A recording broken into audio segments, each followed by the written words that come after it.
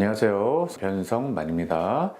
이번 증례는 상악동 골리이식술에 대해서 설명을 드릴 건데 수직으로 이식하는 케이스가 될 거고요. 좌우를 비교해서 설명드리겠습니다. 물론 이 사진을 보시면 여기도 염증이 심하고 여기도 염증이 심하고 뭐 여기도 안 좋죠?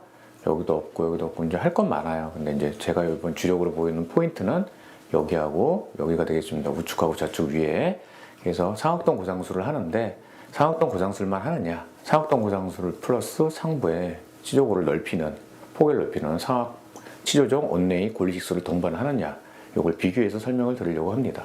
자, 이번에 좌측, 우측 수술 전 CT 단면을 한번 확인해 보도록 하겠습니다. 여기 보시면 이건 우측 두 개 임플란트 시행 예정인데 첫 번째 자리예요. 높이는 뭐 한 4.5mm 정도 나오는데 폭이 5.9밖에 나오진 않죠. 얇습니다. 제가 7, 8mm 정도 폭격 확보가 제일 중요하다고 그랬죠. 그래서 상악동 골리식술뿐만 아니라 넓이에 대한 보강 작업이 추가로 이루어져야 된다. 상악동 골리식술은 여기에 거기에 되겠죠. 넓이는 이렇게 되고 보통 이제 양쪽으로 하지는 않고 몰아서 하게 되는데 바깥쪽으로 주로 하게 됩니다. 폭에 대한 거는 이 상태에서 임플란트 이렇게 식립하는 예정 시뮬레이션이 되겠습니다. 지금 보여드리는 게 두 번째 부위 뒷자리인데 두 개 중에 높이는 좀 더 안 나오죠. 2.6, 폭 5mm 여기도 마찬가지로 높이에 대한 뼈이식 어느 정도, 그 다음에 폭에 대한 보강 어느 정도 필요할 거예요. 그리고 상악 우층은 상악동 골리식술, 수직 고상술 플러스 상악 치주종 골리식술을 콤비네이션한 방법의 예정이 되어 있습니다. 좌측 위쪽을 보겠습니다. 자리가 좀 애매해요. 이분이 이제 부종기업이 있어서 애매한데 일단 하나만 식립하기로 했고요. 위치를 보시면 높이는 한 2mm 정도, 넓이는 그래도 이렇게 따지면 8mm 정도 좀 나와요. 결국은 잘만 하면 이 부분에서 고정이 나온다면 상악동 골리식술만 해서 마무리할 수 있는 시술이 될 수도 있을 겁니다. 우측과 달리 좌측은 예정이 이쪽에 대한 상악동 골리식술만 하겠다. 치주정리 폭이 8mm가 나오니까 여기 식립을 해서 이렇게 식립을 하고 여기 뼈이식을 하겠다라는 거죠. 예정입니다. 예정. 아까 예정이라고 했죠. 이제 시술 시행을 한 거예요. 뼈이식 보이시고 여기 보시면 바깥쪽에 이렇게 올라간 뼈이식을 또 확인하실 수가 있죠. 상악동 골리식술 플러스 치종 넓히는 뼈이식을 동시에 콤비네이션으로 진행한 거죠. 복층 뼈이식이라고 많이 표현하는 거죠. 두 번째 자리 한번 보실까요? 마찬가지로 폭이 약간 넓어졌죠. 그리고 뼈이식 진행된 걸 보실 수가 있어요. 레터럴로 들어오지 않고 수직으로 했기 때문에 여기가 다 차지 않는 경우는 많이 있어요. 뼈가 굳이 그러지 않아도 기능상에는 전혀 문제가 없습니다. 여기 보시면 수압 거상이기 때문에 식염수가 좀 남아있는 거 보일 수가 있고요. 이런 것들이 나중에 다 빠져나갑니다. 좌측 위 수술 직후 사진을 한번 CT를 보도록 하겠습니다. 폭에 대한 거는 하지 않는다고 했죠. 폭이 충분히 나오기 때문에. 여기는 하지 않았습니다. 여기서 여기까지가 충분히 폭이 있거든요. 그래서 수직으로 상악동 고상술만 시행을 한 걸 확인하실 수가 있고요. 이렇게 또 올라와 있죠. 이렇게 올라와 있습니다. 시간이 지나면서 어느 정도 수축은 불가피할 거예요. 하지만 충분히 임플란트 바디를 감쌀 정도만큼의 뼈이식이 됐기 때문에 문제가 없을 것입니다. 추후에 이제 보철 후에 CT를 단면을 보도록 하겠습니다. 많이 수축은 됐지만 7, 8mm 이상의 폭이 확보가 된 걸 확인하실 수가 있죠. 여기 수축은 됐지만 임플란트를 감싸는 뼈는 충분히 있습니다. 이렇게 감싸주고 있어요. 콤비네이션 방법으로 했을 때 결과물을 보실 수가 있고요.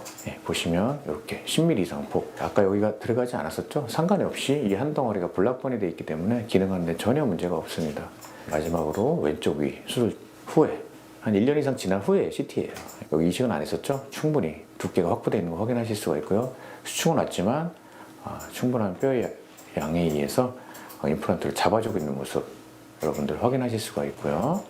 아래쪽 보시면 어때요? 충분한 뼈가 형성이 되어 있죠. 이렇게 잘 되어 있는 걸 확인하실 수가 있습니다. 지금 포인트는 여기하고 여기였죠. 뭐 그 사이에 앞니도 시술이 이루어졌고 여기도 시술이 이루어졌고 신경치료부터 시작해서 여기 뼈가 굉장히 많이 파괴가 됐었죠. 술전 사진을 보시면 비교해 보시면 아실 거예요. 뼈 잘 형성된 걸 보실 수가 있습니다. 이제 우측 위와 좌측 위가 이제 포인트였죠. 보시면 잘 형성된 걸 확인할 수가 있고요. 아까 보여드린 대로 여기는 어땠죠? 여기 상악동 골리식술 플러스 골폭을 넓히는 이 수술을 진행했었죠. 그래서 사진을 지금 보시면 임플란트 주위에 충분하게 높이와 폭이 확보된 걸 확인하실 수가 있고요. 이쪽은 이미 넓이는 있었기 때문에 상악동 골리식술만 시행한 결과물이고요. 같은 상악동 골리식술이지만 임플란트가 들어간 탑 부위에 치주종 폭이 7, 8mm가 넘느냐, 상부 치주종 온내이 골리식술이 추가적으로 진행되느냐 안 되느냐에 따라서 수술의 난이도라든가 붓기 정도, 그 다음에 비용 차이 이런 게 다 발생할 수 있는 것이죠. 그래서 많은 분들이 말씀하세요. 뭐 이 수술하면 상악동 수술하면 얼마예요? 당연히 상황에 맞게 하는 것들 해드리는 거기 때문에 비용 차이는 발생할 수밖에 없어요. 예를 들면 여기 하나 두 개를 차이를 떠나서 이 부분은 상악동 고지술만 시행한 거고 이 부분은 상악동 고지술과 더불어 폭을 넓히는 뼈 이식을 했기 때문에 당연히 더 난이도가 높고 어려울 수밖에 없는 수술이고 비용이 더 나올 수밖에 없는 것이죠. 그래서 같은 수술이라도 이렇게 구체적으로 내가 정확하게 어떤 시술을 받는지에 대한 브리핑을 받으시고 이해를 하시고 거기에 맞는 적절한 치료를 받으시는 게 제일 중요한 게 아닐까라는 생각이 듭니다. 그래서 구체적으로 좀 더 그냥 치조골 이식술 이런 식으로 단편적으로 이해를 하실 게 아니라 상악동 골이식술에서도 상악동 골 이식술만 하는지 아니면 여기 상부의 뼈 이식 넓히는 것까지 해야 되는지에 대한 설명 들으시고 시술 받으시고 제가 항상 강조드리죠. 시술했다고 끝나는 게 아니라 I did it이 중요한 게 아니에요. 나는 성공적으로 오랫동안 진행해서 사용하고 있다는 게 중요한 말이거든요. 그래서 시술한 다음에 꼭 CT 확인해 보시고 내가 잘 됐는지 폭도 정말 넓어져 있는지 이런 것들이 수명을 좌우하기 때문에 원장 선생님께 잘 설명을 들으시고 잘 됐구나라는 거 본인 눈으로 확인하시는 게 저는 되게 중요하다고 생각합니다. 소극적으로 임하지 마시고 적극적으로 치료의 한 과정으로서 참여하셔서 주체가 되셔야 좋은 치료를 받으실 수 있다라고 저는 강조드리고 싶습니다. 이번 증례는 이렇게 마무리하겠습니다. 감사합니다.